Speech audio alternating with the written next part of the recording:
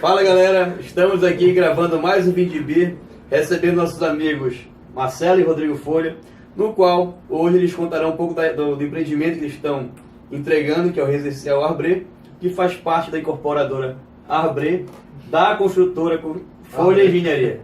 Não é isso? Acertei? Vamos para a abertura. Valeu!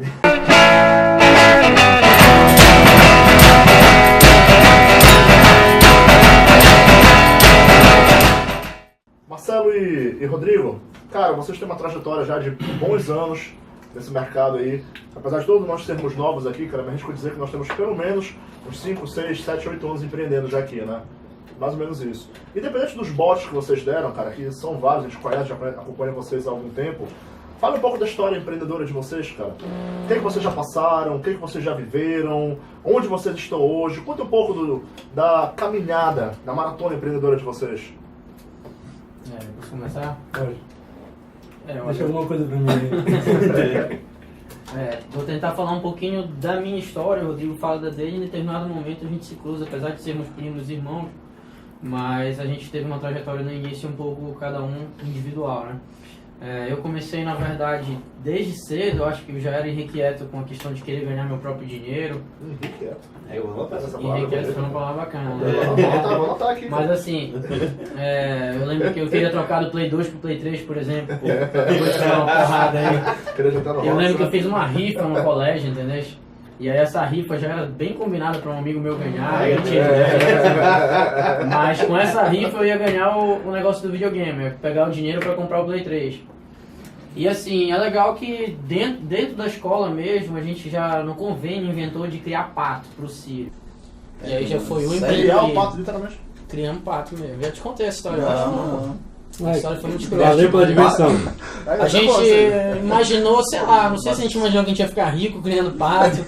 A gente foi comprar os patos, pra você ter uma ideia de como o cara é totalmente desarmado. A gente foi comprar os patos, um pato macho era R$3,50 e o pato fêmea era R$3. A pata, não fazia a menor ideia. Compramos o misto, que era mais barato. Lógico que no misto o cara te mete só as fêmeas, que ficam menorzinhas, né? E, cara, foi 5 meses e meio criando esses patos, um sufoco do caramba, lá em Mosqueiro. Teve uma história do pato submarino, que a gente resolveu botar os patos pra tomar banho. E os patos, a gente começou a botar os patos, eram pequenininhos, novinhos. Começou a dar cãibra neles, a gente tirou a escada que dava pra eles saírem do tanque. E eles começaram a afundar. E a gente perdeu outros patos. E é a história dos patos submarinos. E, cara, teve muita história dos patos. Mas, resumindo, é que dos 200 patos que a gente comprou, a gente viu lá que a gente estava com uns 160, 170 no máximo. E de repente a gente vendeu uns 240 patos. São mágicas que tu faz no dia a dia, entendeu? Que é a história de roubar o do vizinho. Não, brincando. A gente fez uma parceria com o tio de um dos sócios lá e vendemos os patos dele também. Nessa brincadeira os patos se reproduzirem. E não, aí falando em patos reproduzindo, ainda tinha uma onda assim. Que quando tu é moleque, tu passa por cima de muita coisa, né? A gente foi vender, tudo era muito desarmado. Quando a gente foi vender, as pessoas pensaram, olha, mas eu quero um patão grandão. Mas tu tem, vamos dizer, 200 patos, é natural que tu tenha 30 grandões e o resto vai começando a não se destacar tanto. E a gente naquela ânsia ali de fazer logo as vendas e tal, começamos, rapaz, nos 5 ou 10 primeiros clientes a gente vendeu todos os nossos patos grandes. Aí acabou, e a gente chegou uma hora que a gente só tinha pata. Aí a gente começou a criar o seguinte, teve uma classificação que era o zebu, que era o pato grandão, o pato normal, a pata. E como só tava ficando pata, a gente criou o transgênico, que era uma pata grande. E a gente podia já classificar ela como pata. Não quer sempre ter uma bomba nesse pato. Foi muita história. Eu lembro bem de um amigo meu que a gente vendeu um transgênico pra ele, né? Ele falou, olha, mas minha mãe quer pato, não sei o quê. E depois ele me chamou a atenção assim, Folha. Mas porra, tu vendeste, o teu pato lá tinha até ovo nele, cara. Isso foi algum erro lá da seleção. Cara, foi uma cagada, foi uma história pra nunca mais fazer. Isso tinha quantos anos, Marcelo? 17. Eu já era marginal, assim, né? E a gente entrou, depois desses patos, não deu lucro nenhum, bicho. Eu acho que em 5 meses e meio a gente teve um lucro de uns R$500, nós éramos 3 sócios. Tipo, R$650 pra cada um, R$30 por mês, R$1 por dia de lucro. Beleza, uma merda o lucro. Mas deu pra juntar um dinheirinho da venda e a gente resolveu botar todo esse dinheiro em ação da Petrobras. A ação da Petrobras veio assim, olha, naquela época. Hoje não tem R$1.000. Não tem R$1.000. As pessoas, porra, daqui a uns 10, 20 anos a gente vai estar com uma grana violenta e tal. Não tá, bicho, tá uma merda. Quem sabe daqui os próximos 30, 40. Aí a gente inventou de comprar videogame e vender. Play 3 na época e Xenon. E aí a gente começou a comprar, a gente queria que fosse uma coisa original Sempre mesmo. tem o Rodrigo, não pode. Não, isso ainda sou eu uma trajetória individual. Pô, tu vendeu 4, mano. Vendi 4. Ainda bem que tu não vendeu 4. Não, eu tô doido.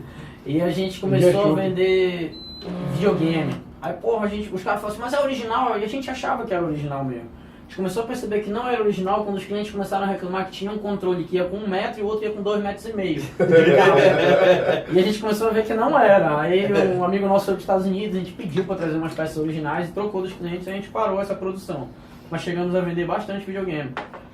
Na época a gente trazia na ilegalidade mesmo em CPF. Eu lembro de um CPF da minha irmã que ficou preso uns 8 videogames lá. Isso, CPF? Porque a gente diminuiu o valor, cara. Tipo assim, tu é moleque que faz muita doidice pra ganhar um trocado e tomar uma cerveja, tipo aqui na Vindibia, né, agora. Mas assim, são histórias engraçadas que vai te mostrando um pouco o mercado. Eu lembro uma vez, eu e um amigo meu, a gente 3h30 da manhã acordou pra ir vender comida e bebida no Círio. Eu e Isidoro. Já acordou 3h30 da manhã, cada um lucrou uns R$55, bicho. Deu 3 horas da tarde, estavam os dois mortos. Eu acho que a gente acordou uns 3 dias depois, cara. Com isoporzão, no meio do Círio, saca? E não precisava tanto, mas era a vontade de ganhar o dinheiro, entendeu? E assim, aí eu mais ou menos já encontrei o Rodrigo, a gente sempre foi, como disse, primo e irmão, que o Rodrigo, o meu pai é engenheiro, o pai dele trabalha com meu pai também, são sócios lá. E a gente começou em determinado momento a trabalhar com os nossos pais. E aí ele estava fazendo engenharia. Eu cheguei a fazer logo no início engenharia, mas eu acabei indo para o direito e para a administração. E a gente começou a inventar de fazer os nossos próprios negócios. Aí um pouco do Rodrigo aí também. Vamos fazer assim. Eu também, desde pequeno, como a gente não veio de uma família muito tranquila, né, tinha que inventar essas marmotas aí para comprar alguma coisa, então para sair e tal. Só que eu morava num prédio que tinha muita gente, era tipo um condomínio, né, e tal, tinha muita gente. Aquele lá na 25 ali? Não, na Timbó, com o Carlos Gomes ali. Só pra você ter ideia, são 144 apartamentos onde era só moleque, todo mundo descia, era uma cagada. Moleque, juntei mais uns 2 marginais lá, e a gente começou a vender chopp, só na sacanagem, fora de sacanagem. Começamos a vender chopp, bicho, em um mês, a gente vendia tipo uns 200 chopps por dia. Né? Era muito chopp, a produção nem dava mais. Vocês produziam também? Era mãe do amigo meu que produzia. Detalhe, a gente não pagava nada pra ela. E esse meu amigo tinha 1/3, ele só recebia 1/3. Enfim, também foi desde o começo. Não dava, a gente inventava, eu já era um outro brother, a gente inventava campeonato lá no prédio, juntava um moleque menor lá e tal, pegava nossas medalhas, de futebol. Pegava nossas medalhas assim e tal, fazia um mistureba e pronto, já tinha o dinheiro para sair à noite. E assim foi indo. Como ele falou, assim, a gente se encontrou trabalhando com nossos pais. O pai dele é engenheiro civil, né, meu padrinho de profissão, e o meu pai é administrador. Né, ele, no caso, é administrador e eu sou engenheiro, na verdade, o pai dele é engenheiro elétrico, né, e eu sou engenheiro civil hoje. A gente trabalhou meio que de estagiário, faz tudo, empregado, escravo para os dois. Né? Ele, aí na verdade a gente trabalhava junto, né? Mas em posições diferentes. Cada um meio que liderava uma aba da empresa, mesmo com o estagiário. Uma aba tipo a planilha do Excel. Tipo isso, né? A gente, tipo assim, tinha um serviço, aí o Marcelo fazia, né? E tinha um outro serviço no outro ramo, né, e aí eu fazia também. E a gente foi levando, cara, muito tempo a gente foi levando isso com nossos pais, até que chegou um momento que a gente já estava na beira se formando e tal, as nossas ideias não batiam tanto, né, e apareceu uma oportunidade e a gente acabou abrindo a nossa empresa. Que foi já o restaurante. Não, que nada, cara, a gente abriu a Folha. A oportunidade foi a empresa que a gente era prestador de serviço, né, a gente era empreiteiro de obra. Eu lembro bem que a gente, como tinha a empresa do meu pai, conversando com um amigo nosso engenheiro, que foi quem abriu nossas portas na empreitada, né? ele era engenheiro-chefe, diretor de uma das obras da Gafisa, que era aquele Parque Paradiso ali no Conselheiro. Famoso cemitério dos Era o empreiteiros. cemitério dos empreiteiros, ali todo mundo se quebrava lá. E aí ele conversando comigo lá, ele falou, você tem empresa de engenharia? Eu falei, tenho e tal, tem equipe? Tenho. Eu achei um jeito aqui. Toda a história que tu conta, né? Tem equipe, tudo Eu e ele. certo. A equipe até então era eu e o Rodrigo. E aí eu só pedi um prazo pra ele de 15 dias pra começar lá. Eu lembro que a gente pediu um dinheiro emprestado pra minha mãe. E ela bancou aqui aquele capital de giro que tu vai ter peão lá dentro e tal. Até 13 mil começar a reais. receber. Foi. Quanto foi? 13 mil. Foi 13 mil, né? Pago em 12 parcelas, não 12 consegui parcelas nada. sem juros, sem nada. Da minha mãe, então assim. Aí a gente começou, sem ter equipe, sem nada. Fomos pegando uma parte da estrutura do pai, né? Dos nossos pais. Usando ali o escritório deles. Até hoje a gente tem uma sala no escritório deles.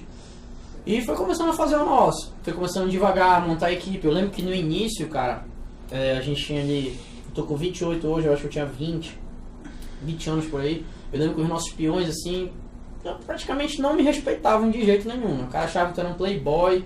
Aí foi quando eu comecei a deixar minha barba crescer. Eu tinha muito cara de moleque. Eu não tava tão gordinho como eu tô hoje.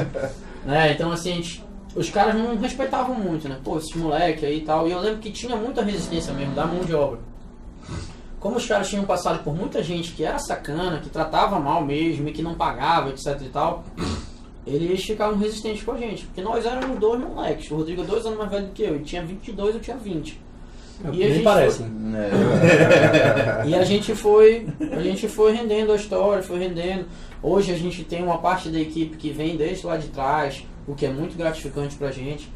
Eu acho assim, dentro de uma gestão de equipe, uma coisa que é bacana, o que a gente preza muito, apesar da gente ter cometido muitas atrocidades no nosso início da carreira empreendedora, o lance dos patos, o videogame, como o Rodrigo falou, de pegar os molequinhos e Todos eram deixaram uma lição? tudo deixa uma lição, cara. Tudo. E o que eu te digo é assim, a gente percebe hoje, sem demagogia, a questão de manter a palavra. É muito importante. Hoje a nossa equipe, tem gente que tá com a gente e não quer deixar a gente nunca, porque a gente não faz falsas promessas. Eu chamo isso de ética, né, cara? É uma questão de ser transparente também. Eu sempre fui muito honesto com as pessoas. E isso é muito bacana, cara. Se tu tiver uma transparência, se tu souber dizer não pro cara, mas falar um não com cuidado e tal, com carinho, o cara vai entender perfeitamente. Agora, é melhor do que tu fazer uma falsa Marcelo promessa. e Rodrigo, vocês contando a história de vocês, porra, é muito porrada. Essa parte eu não sabia, por sinal. Cara, é muito rica a história de vocês, isso porque a gente sabe, não chegou nem na metade aqui, né? Ainda tem muita Vou te coisa falar, pra, calma pra que a gente andar aí. ainda abriu e fechou. Antes de fazer esse fechamento de vocês, eu pergunto, pra vocês, assim, qual é o principal comportamento empreendedor, assim, cara, que pra vocês foi decisivo, assim, tipo, isso aqui eu desenvolvi e foi decisivo pra poder chegar onde é que eu tô hoje? Eu acho que assim, o que eu vejo disso aí, cara, a ferramenta que te ajuda muito no empreendedorismo é o network. Mas não adianta teus pais, a vida, te colocar nos melhores lugares do mundo, na frente das melhores pessoas, se tu não souberes explorar isso. A literatura chama isso de rede de contatos e persuasão. Então, assim, fruto do teu network, cara, tu tá ali, tu tá vendo, é uma guerra o mercado, bicho. Tem gente que tá com muita ferramenta, tem gente que tá com muito dinheiro, tem gente que tem muita capacidade e tem gente que não. E eu acho que o lance, cara, tudo na vida é tu saber contar uma história bacana. Ser confiável, ser um cara que não minta, não trai os teus parceiros, as pessoas que acreditam em ti, mas saber contar uma história, cara. A gente já entrou em muito negócio, bicho, sem saber como ia terminar a semana, meu irmão, de grana, sem ter grana mesmo. A palavra ética, cara, ela vem do grego ethos, morada. Tu quer uma coisa ruim na tua casa? Só quer coisa boa lá, né? Ou seja, seja ético. Essa é a tua moradia, essa é a tua fortaleza. Eu estou muito alinhado com esse valor que o Marcelo traz aqui. Hoje o que eu te também. falava assim, tu perguntaste do empreendedorismo. Ontem eu estava tendo uma conversa com um engenheiro que começou com a gente essa semana, o Vitor. E ele comentando comigo, aí quando eu falei pra ele de alguns valores da empresa e tal, 1 milhão, não sei o que, ele cara, isso aí é um dinheiro que eu nem imagino e tal. Eu falei, cara, mas deixa eu falar uma coisa. Ele, como é que vocês fazem isso? Eu falei, cara, deixa eu falar uma coisa. Não te liga em faturamento. E segundo, números, cara. Bicho, tu não vai, tu não começa nada assim aqui em cima, tu começa aqui atrás. Pra tu teres uma ideia, a gente está hoje com uma incorporação, as pessoas acham que a gente está rico, que a gente está milionário. E a gente entrou ali, cara, com uma estrutura baseada praticamente em capital de terceiros, em credibilidade, Networking. em networking, entendeu? De contar uma história bacana para as pessoas, para os parceiros que acreditaram na gente, nosso permutante, Altas noites nossos sem sócios dormir, preocupado. investidores, altas noites sem dormir e principalmente, cara, tu conseguir contar uma história não é só florear a história, mas é uma história que tu sabe que vai ter retorno não só para ti, mas para os outros que estão em tua volta. Isso é muito importante. Eu e o Rodrigo, até hoje, a gente prefere muitas vezes abrir mão de mais da metade, às vezes de todo o nosso lucro para deixar o nosso parceiro satisfeito, porque a gente pensa do médio para longo prazo. Não adianta tu querer fazer uma transação nesse celular e ganhar o máximo que tu puder ganhar nesse celular. O importante de eu vender um celular pro Paul é dele só comprar celular comigo. Esse é o nosso pensamento. Então a gente tem parceiros que começaram com a gente lá atrás e hoje os caras, é impressionante, bicho. Os caras, é só fazer uma ligação assim, projeto tal, a gente deve ganhar tanto. Folha, quanto eu tenho que pagar e onde? Como é que eu pago? É na hora, o cara não quer nem saber. Né? Isso não é só credibilidade, tá, caramba? É o retorno que tu traz pro teu parceiro. Uma- O cara vê que tu dá dinheiro pra ele, ele continua fazendo contigo. Uma das Ele coisas já que a gente acredita. sempre acontece não, diversas vezes aconteceram, por exemplo, a gente vai fechar um projeto com um parceiro que se quer e tal. A gente senta e tal, e o cara, aí o Marcelo pega e me mostra, porra, olha, isso aqui, cara, não tá aqui. O justo seria a gente puxar mais isso aqui pra gente por causa disso e disso. Mas, bicho, a gente não vai pro justo, né? A gente vai pro certo, que o cara tá com a gente e ele tem que sair feliz. E tal. E ele sai feliz e a gente não vai deixar de ganhar. Ganha menos, na verdade. A gente vai, vai tirar um pouco do Ganha, nosso ganha. para ganhar durante o longo da vida. Famoso ganha, ganha. Entendeu? E aí, Pra ganhar negócio, durante o longo da vida. o marketing por muito tempo, até a década de 60, 70, ele tinha uma ótica no sentido de eu produzo, eu te vendo e rola uma troca. Geralmente uma transação monetária. Eu te dou um produto e me dá dinheiro. Momentâneo. Exato. Ou seja, o sentido da recompra, da fidelização, da satisfação, do encantamento, do caráter cíclico do marketing, esse é o conceito mais novo. Ou seja, essa ótica de, cara, eu vou te vender um negócio, vou te cravar o máximo que eu puder, tá 30, 40 anos defasado. Ou seja, eu como gestor, tenho que pensar, o que, é que eu posso entregar para dar a máxima satisfação do meu cliente, para que ele fique encantado, se possível, e que ele volte a fazer negócio comigo. Porque o custo de aquisição de um novo cliente é muito maior do que eu manter um cliente que eu já tenho. Isso é verdade. E no que eu estava falando antes, Marcelo, da questão da história, é interessante, cara. Todo mundo gosta de ouvir uma história. Uma boa história, na verdade. Todo mundo gosta, eu não conheço. Só que, na verdade, a gente vai ficando adulto, a gente meio que perde essa capacidade, perde esse cacuete. Aí, ou seja, você deixa de contar a história e o tempo também, a rotina meio que lhe torna no sentido de não tem tempo, blá, blá, blá, blá. Tanto que você consegue converter isso em um argumento de venda, um argumento mercadológico, de comunicação, de começar a contar uma história, às vezes tá meio que disfarçado. Isso a comunicação, o marketing fazem muito bem, tu prende o cara. E o relato do Marcelo aqui é a prova cabal disso daí.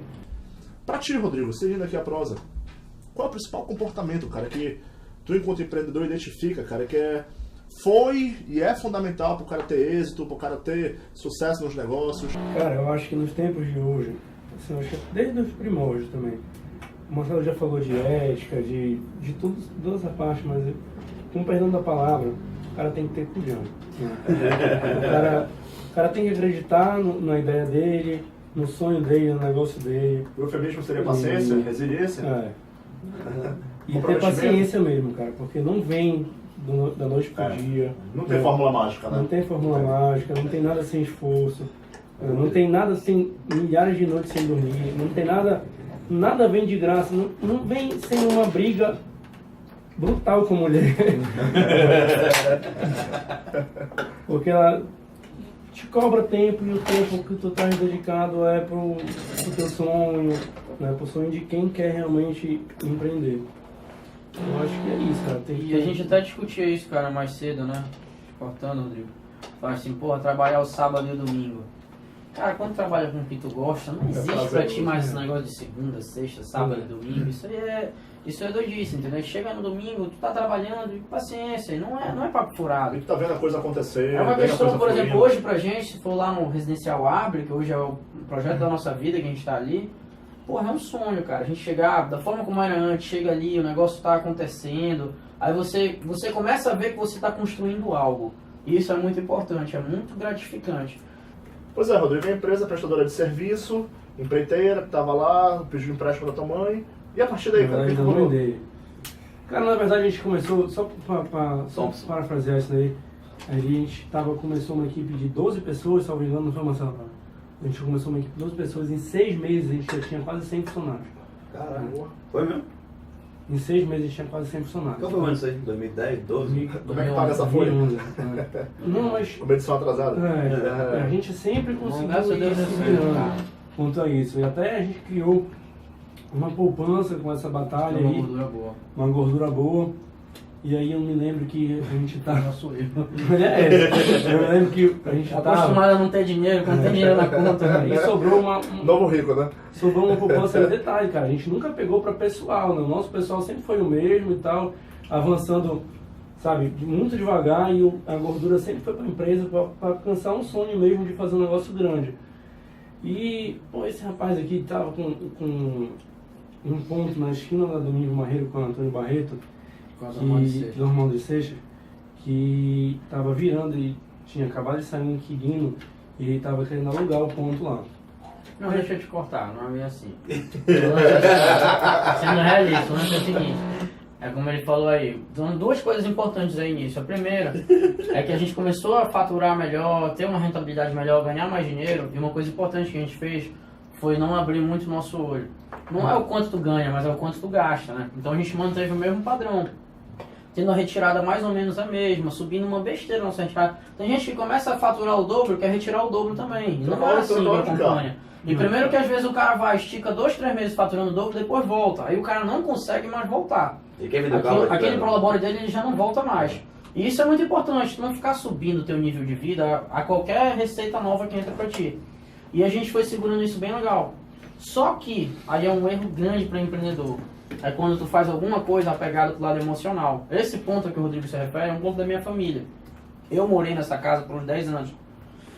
E ali naquele ponto, uma esquina nobre ali do Marizal, eu comecei a vislumbrar uma oportunidade. A gente tem um grande amigo que é chefe de gastronomia. A gente inventou de fazer um restaurante sem entender absolutamente nada de cozinha. Sem saber fazer um ovo. Sem saber fazer um ovo. Só que a gente viu, pô, eu sempre quis fazer alguma coisa naquela casa. Um negócio, sabe aquele sonho maluco já? Eu queria comprar aquela casa e tal. E se eu tivesse lá dentro seria mais fácil pra mim. E cara, a gente não planejou, foi meio emocionado a coisa. A gente foi fazendo, o nosso orçamento estourou com certeza. era tipo assim, 100 mil, a gente gastou uns 300. Um monte de doidice. E nisso tu não tá preparado, né? Foi dali que começou o nosso problema. Aquele problema clássico de principiante. Começa um negócio com um orçamento, o orçamento estoura.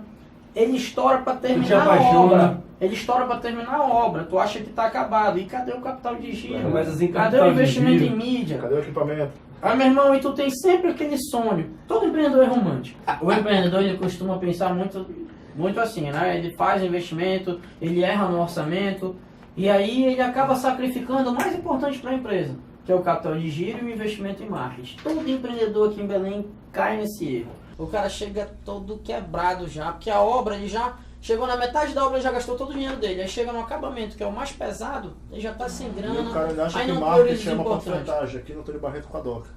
Exatamente. Então assim, foi um erro clássico nosso de ter errado. A gente fez um negócio sem planejamento e principalmente ligado ao outro lado emotivo. No empreendedorismo tu não pode te emocionar com nada. No final das contas nada é pessoal, nada é emocional. Tudo é razão e tudo são negócios.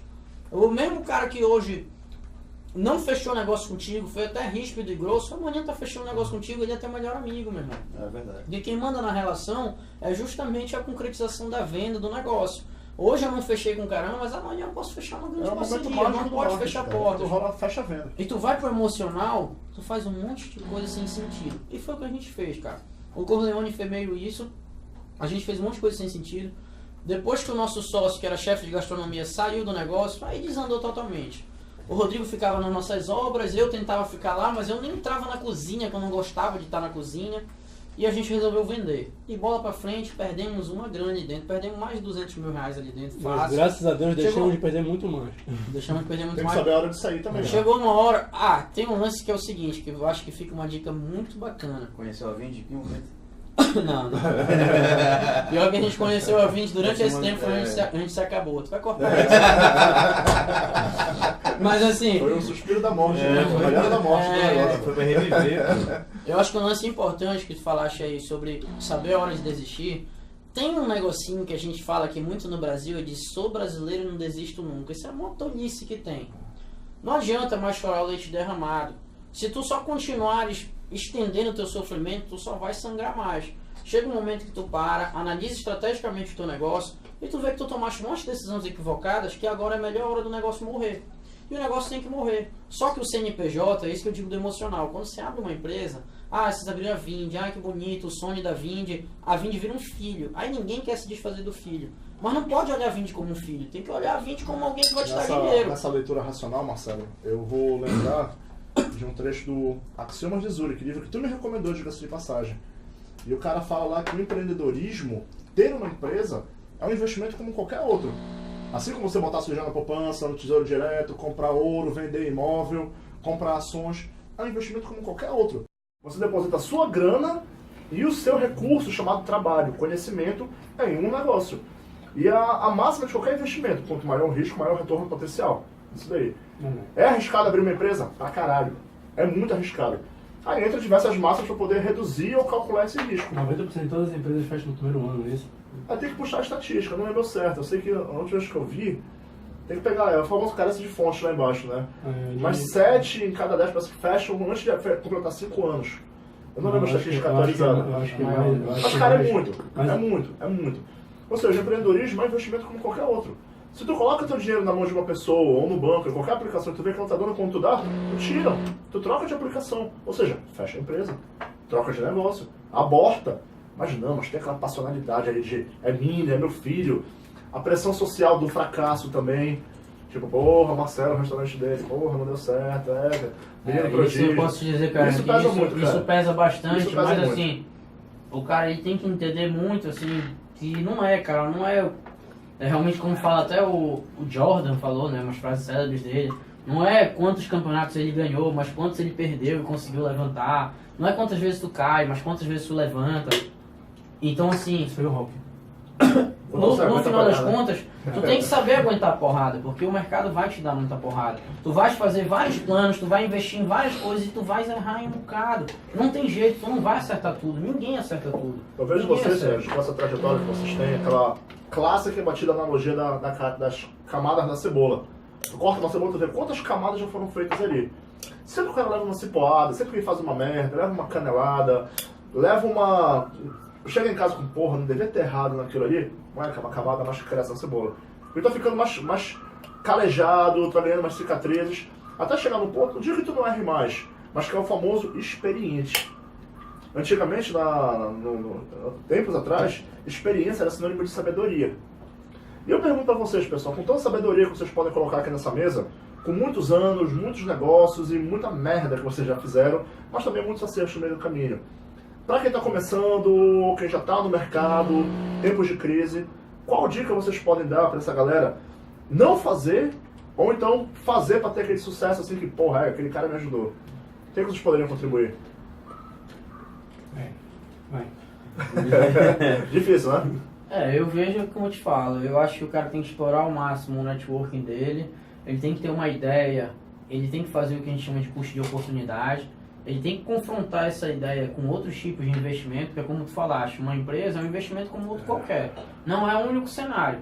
Eu tenho amigos, cara, por incrível que pareça, a gente até brinca com esse meu amigo específico, o cara tem muito dinheiro hoje, e assim, fruto de rendas totalmente alternativas, é um jogador de pôquer, é um cara poupador, tem uma cultura de poupar dinheiro, é um cara que pega o dinheiro dele e vai investindo em outros negócios, em outras fontes de receita, e é um cara que hoje está super bem e nunca tradicionalmente trabalhou na vida. Aquela questão do horário comercial, 8 da manhã, 6 da tarde.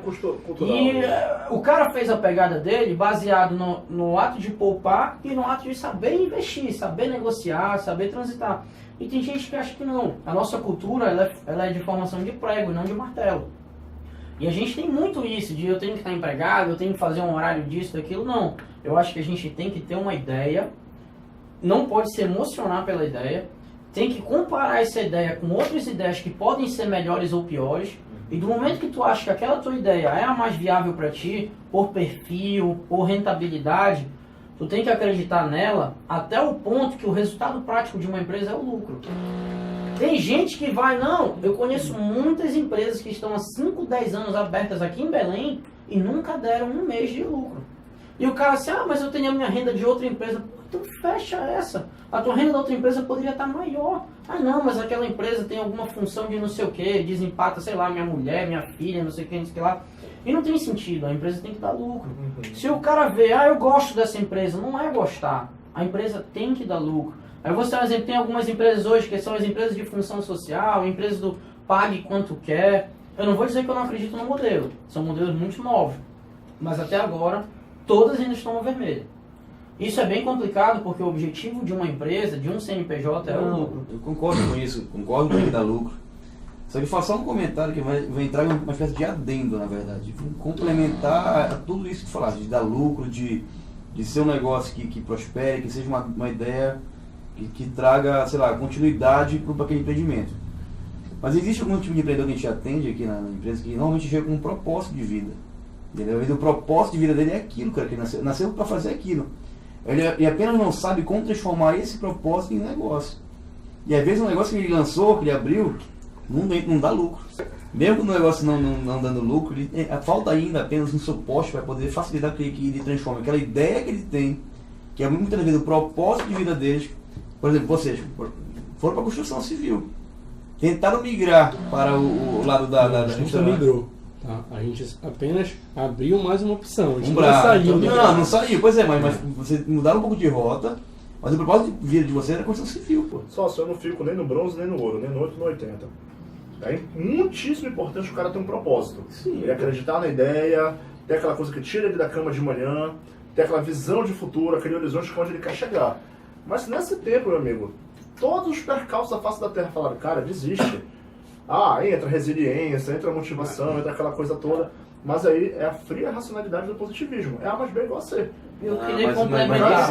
eu tô perdendo dinheiro. Eu queria complementar com Eu o acho que seguinte. tem que acreditar. Eu queria complementar com o Mas até seguinte. quando a move pontas Tem que acreditar, tem coisas que tu nasceste para aquilo, mas no final das contas nós somos adultos. Eu estou sendo muito racionalista no seguinte sentido: existe todo um mercado por trás, não é só o teu sonho que tu acredita. Sim. Tem coisas, eu já vi muita gente abrir empresa, por exemplo, aqui em Belém, que o cara fala, pô, mas São Paulo, Rio dava bem. O cara não olhou o mercado. São Paulo, Rio tem 30 milhões de pessoas, 40. Aqui não cabe, alguns negócios não cabem em Belém como cabem em outros mercados maiores ou até mercados alternativos, que não sejam maiores do que Belém.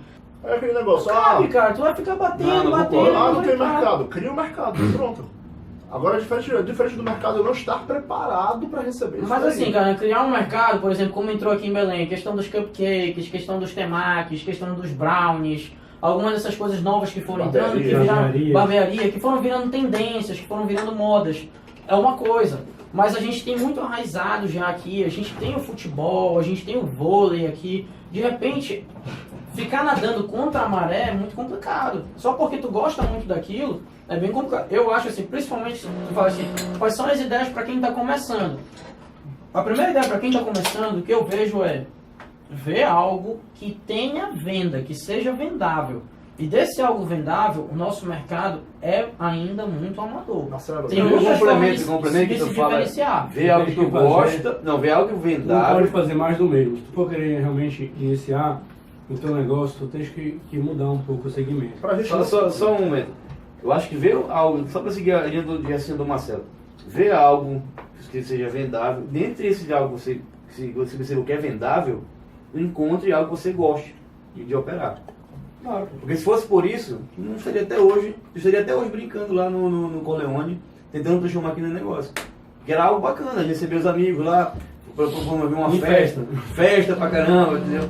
Mas tá, só Aí vira a história da mulher de malandro. Tu sabe que não presta, mas não deixa da mulher. Não, calma.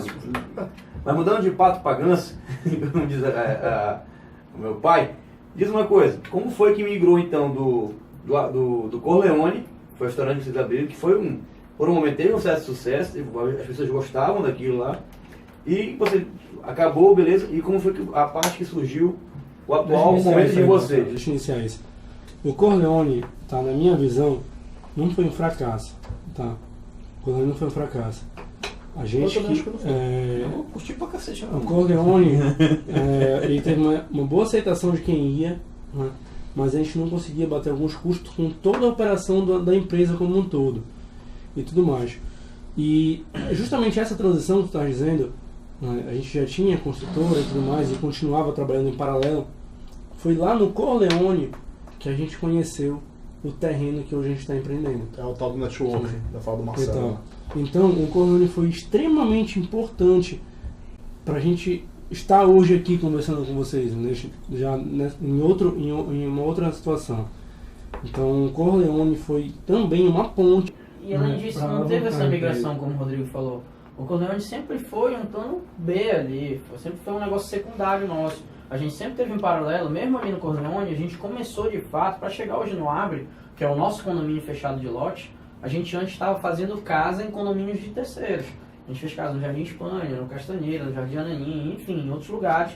Fomos fazendo casa e vendendo. Como sócios investidores, aí é muito importante para os engenheiros novos aí. Cara, tu não tem dinheiro, mas tu deve conhecer alguém que tem. Tu tens como construir uma casa, tu sabe que casa dá lucro na venda. Chega com esse teu amigo que tem dinheiro, conta uma história pra ele, dá umas garantias pra ele, põe a casa no nome dele, constrói e racha o lucro com o cara. E dali tu vai começar a ter o teu dinheiro. Foi isso que a gente fez. Tem gente que fala assim, como é que eu vou construir uma casa se eu não tenho nem 5 mil reais? Eu também não tinha, a gente também não tinha. A gente chegou com quem tinha dinheiro. Criamos uma contabilidadezinha, apresentamos os números, contamos a história e falou, olha, a gente vai construir a casa, vai gastar 100 mil, vai comprar o terreno por 50, vai vender por 300. Esses 150 mil a gente paga imposto e racha o lucro. Fizemos com o capital dos outros. Isso é uma dica muito básica para quem quer começar. Tu não tem um centavo, arruma quem tem, cidadão. E divide o teu lucro. Tenta uma negociação, que tu fique com 60, com 50, com 40. O Rodrigo costuma dizer muito bem que é o seguinte, é melhor ter um pouquinho de alguma coisa do que 100% de nada. Então tu já não tem dinheiro. Tu já não tem dinheiro. Tu tem que achar alguém que tem que compre a tua ideia. E aí tem que contar uma história. A Vind é boa pra ajudar nisso aí. Pra fazer um lance bacana aí. Tu faz o teu rascunho, pede pro caramba, pra galera aqui pra fazer uns desenhos e tal. E mostrar uma apresentação bacana, né, caramba? E assim, a gente chegou, na verdade, a gente sempre teve esse negócio de construir casa. E quando a gente começou a vender casa, desde 2011 eu já estudava mercado imobiliário, cheguei a ser corretor também. E a gente começou, até hoje é um hábito que eu tenho, eu visito de 2 a 3 terrenos por semana. Conheço muitos terrenos aqui, gosto muito disso. E até que surgiu... OLX, estou viciado. Então assim... A gente conseguiu, em 2003, achar um terreno que, cara, eu lembro que eu levei algumas pessoas lá e falei assim, Folha, tu tá ficando doido. Esse negócio aqui é só mato, num lugar perigoso, aqui o acesso é ruim, etc e tal. E a gente entendeu que o condomínio fechado, ele vive disso. Ele vive de uma segregação urbana justamente por precisar de uma área muito grande. Você precisa de uma área muito grande, dentro da cidade é muito caro. Aí não pega viabilidade. E você vai pro condomínio fechado, o legal dele é que você compra um terreno no hectare, e vende no metro quadrado. Tu compra o hectare num valor de metro quadrado muito baixo e tu faz algumas interferências pequenas, porque tu não está construindo um prédio. Tu está fazendo um muro, está fazendo uma piscina, um salão, está fazendo interferências pequenas, um arruamento, e tu estás conseguindo transformar aquele teu valor pequeno de metro quadrado para um valor grande e vendendo uma fatia pequena do negócio. Então, em geral, tu tens um VGV alto com um grau de endividamento muito baixo. Em geral, em condomínios fechados, a pessoa vendendo 30%, 35% das unidades, ela já bate no custo. Senhores, então para irmos para os finalmente aqui, vendam o peixe de vocês aí, façam merchandising. Quem tá afim de comprar um lote? Não, calma, antes de falar disso, conta o que foi esse negócio que o Rodrigo começou a contar, que surgiu lá no Arbrê, surgiu no Corleone, que depois o terreno que vocês estão construindo... Só esse parênteses aí para relembrar esse momento. Foi que nós, no Arbrê, no Corleone, o Marcelo visitava terreno, não lembro, toda semana ele já tinha essa ideia de transformar hectare em metro quadrado. Isso eu já acompanhei. Mas por quê? Porque o que a gente aconteceu? No primeiro terreno que a gente comprou por uns 60 mil reais, 62 se divide, que a gente comprou um por 60 ou por 65. E no final de 1 ano e meio, esse mesmo terreno, no mesmo condomínio, estava valendo 120 mil. Então a valorização desse setor imobiliário estava muito boa. E como ele falou, o grau de endividamento para fazer um condomínio não era tão grande, né? Então, tipo assim, nós seríamos capazes de conseguir, né, fazer esse tipo de segmento. E ele começou a visitar. Toda semana ele destinava algum tempo da semana dele para visitar. E ele visitava de 2 a 3 terrenos por semana. E numa visita lá, um cara desses aí que foi lá com a gente almoçar, ele vendia Alphaville. Não posso falar isso aqui, né? Ele vendia Alphaville. E ele ia fazer um evento no Corleone, né? A gente ia captar um evento para ele vender o Alphaville, fazer um evento lá, né, de vendas e tal. E um cara, amigo, sócio dele, sei lá o que, lá, tinha um terreno, né, para lá. E ele, justamente esse terreno que hoje é o Abra. Que é o Abra? Que quando o pessoal que da nossa audiência maravilhosa, o Abra é um condomínio 20 fechado pessoas de que nos lotes. assistem. Condomínio fechado de lotes, localizado hoje na Avenida Elgueiros, antiga estrada do 40 Horas. É um setor de expansão de Ananindeua, é hoje uma das principais avenidas de Ananindeua. O nosso diferencial é que hoje a gente tem o acesso ao rio. Então, se você tem algum tipo de esporte náutico, alguma embarcação de médio ou pequeno porte, lancha, jet ski, ela pode te pegar na tua casa. A gente tem uma marina bem em frente, que é a Marina Porto Seguro. E o nosso condomínio vai ser completo de tudo. O mais legal é que nós lançamos agora, e os primeiros contratos que nós assinamos era para dezembro de 2017. Mediante ao sucesso que a gente teve, a aceitação que a gente teve no mercado com as vendas, a gente conseguiu trazer a entrega da nossa obra para dezembro desse ano.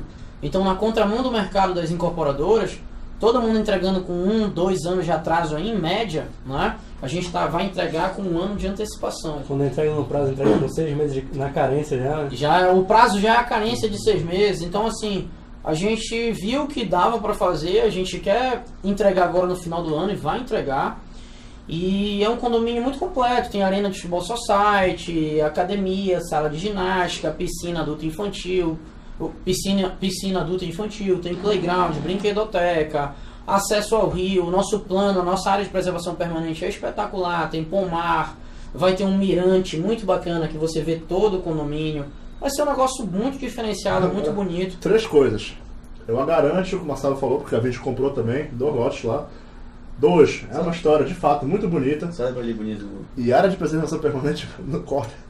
Vai te fuder, que era um florestão do caralho, você baixar aquela porra toda, caralho. Mas não precisa mais. Aí calma, não corta não. Não corta não. Não. Existe um negócio chamado PRAD. Porque o cara, coitado, não sabe. Ou talvez saiba que é engenharia ambiental. Mas o PRAD, cara, já que você não sabe, é um plano de recuperação da área degradada. De fato, teve uma interferência humana e já está aprovado junto à SEMA essa recuperação vai ter toda uma situação de replantio, o pomar que a gente está fazendo. Então é uma área bem legal e assim, era uma floresta, mas é questão de... capitalismo. É capitalismo. Foi tirada uma parte da floresta, mas dentro do limite que existe no município. Outra história que não convenceu. Agora pra te fechar aqui. Rodrigo, que dica tu dá pra quem tá afim de fazer uma tatuagem? Posta aqui. Cara, tu tem tatuagem, né? E caramba, terminando de vender o peixe, a gente tem hoje parcelas a partir de R$550 com uma entrada baixa. Então, para quem está pensando em empreender, o investidor construtor, o cara que quer, como a gente, construir casas e vender, em um ciclo de 18 meses, o cara não gasta nem R$25 mil nessa nossa tabela. Então, você põe R$25 mil de terreno, mais algum valor para construir a casa e vende, você quita o terreno com a incorporadora, que vai estar devendo, e tem o seu lucro sem ter tido um grande desembolso. É uma opção muito legal. No mercado hoje existem alguns lotes, além dos nossos, mas nenhum tem a nossa condição de pagamento. Veja bem que a gente pensou na gente há 4 anos atrás. Né? Se tivéssemos essa condição, com certeza estaríamos entrando nesse condomínio. Agora em agosto eu te quito essa dívida. Acaba. Uma pena. Tem que fazer nosso contrato, cara. Já essa porra até hoje. Ei, peraí. Legal essa parte, olha pra foto lá. Enganei vocês, é vídeo. Pessoal, é o seguinte, gravamos mais um vídeo hoje na presença do Marcelo, do Rodrigo Folha. Nossa memória está para estourar aqui já, mas acho que foi um papo bem interessante no qual eles mostraram desde o início como começou essa relação irrequieta. Não de primos. Não tinha memória pra gente contar toda a história. De primos e que eu espero que tenha acrescentado em algo que vocês queiram fazer no futuro, beleza? Esse foi mais um vídeo. Em breve gravaremos outros com Uva Thompson. A tatuagem do Rodrigo vai aumentar, eu acho. Valeu, galera. Falou!